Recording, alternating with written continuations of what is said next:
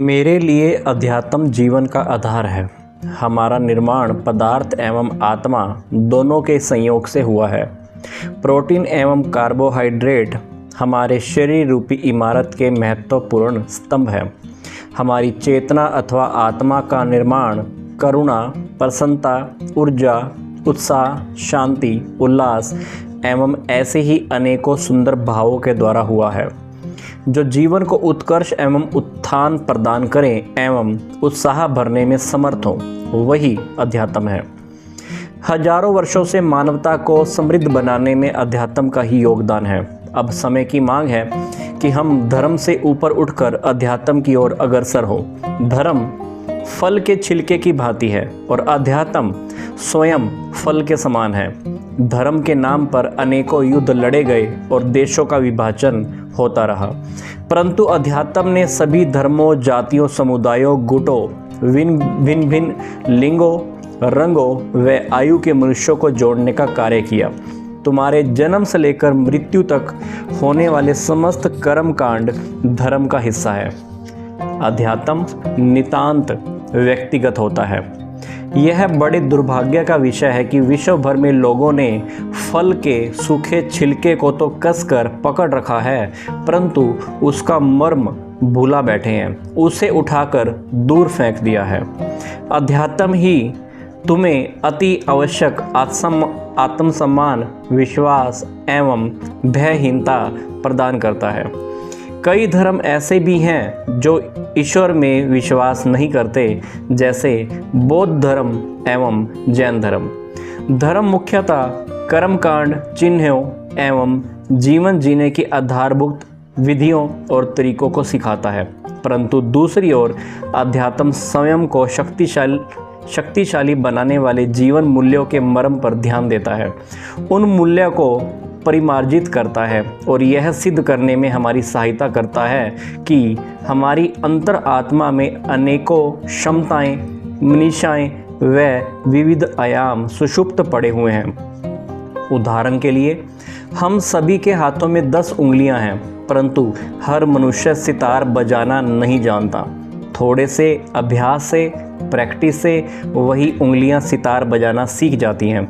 इसी प्रकार से बुद्धि के सही प्रशिक्षण, ट्रेनिंग से अनेक प्रतिभाएं निखरती हैं।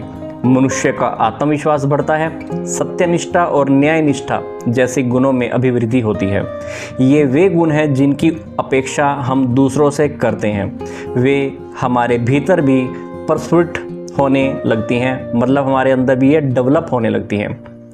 अध्यात्म अपने अंतःकरण, अपनी अंतर आत्मा से संपर्क बनाए रखने का नाम है। जीवन के अध्यात्म पक्ष को समझना ही अध्यात्म की मार्ग का लक्ष्य है। शांति, प्रेम, उल्लास, सौंदर्य, असीमित ज्ञान एवं पदार्थ व बुद्धि दोनों को जानने की क्षमता एवं इन सभी मूल्यों को जीवन में उतारना ही अध्यात्म है, जिनकी प्रतिनिधि हमारी आत्मा है।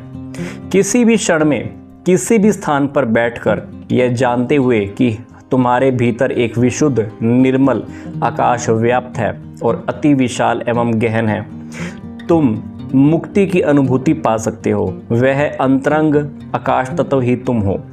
इस अंतरंग आकाश तत्व की अनुभूति ही अपनी आत्मिक व चिन्मय आयाम को समझना है। आध्यात्मिक मुकुलन का अर्थ ही यही है कि जीवन के हर क्षण का, हर पक्ष का पुष्पण हो, जैसे कि सदा प्रसन्न बने रहना, अपने भीतर एवं अपने आसपास के लोगों के साथ सदा शांति बनाए रखना।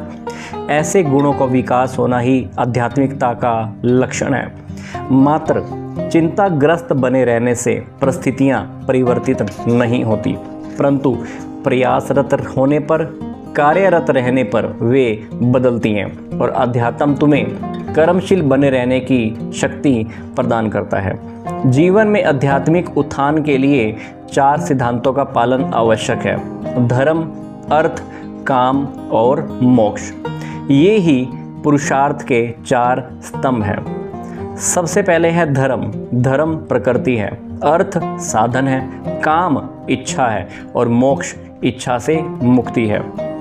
प्राणी का शरीर प्रकृति से बंधा हुआ है। जब इसे नींद की आवश्यकता होती है तब तुम्हें इसे विश्राम उपलब्ध करवाना होता है। लेकिन वास्तविकता तो यह है कि जब शरीर नींद की मांग करता है तुम टीवी चलाकर कोई रोचक फिल्म देखने लगते हो।